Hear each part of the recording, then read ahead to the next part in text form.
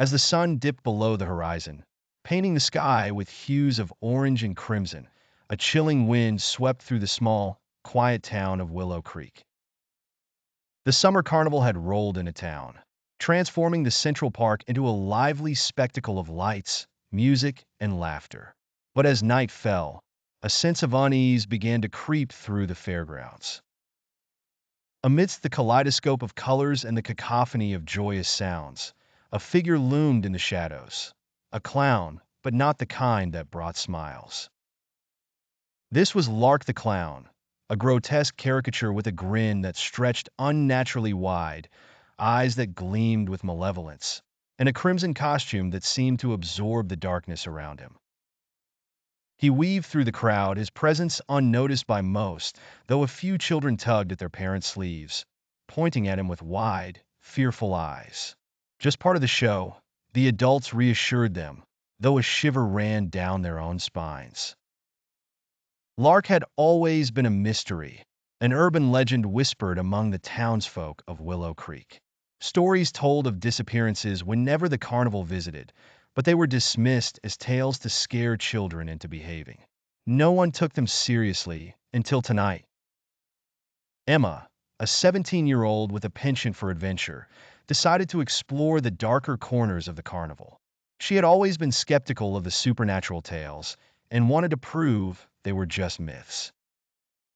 Armed with nothing but a flashlight and a phone, she ventured beyond the bright lights, into the deeper recesses where the sound of joyous laughter faded into an eerie silence. She wandered past the funhouse mirrors, their distorted reflections making her uneasy, and further still, toward the old and used carousel at the edge of the park. Rumor had it that the carousel hadn't spun in decades, ever since a young girl had gone missing while riding a black horse with eyes that glowed.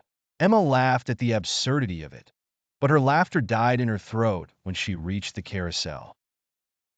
There, amidst the decaying wood and peeling paint, stood Lark the Clown, his back turned to her.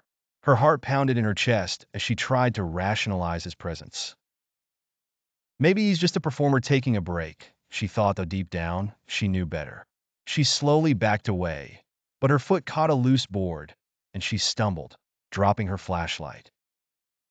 The sound pierced the silence, and the clown's head snapped around, his eyes locking onto hers.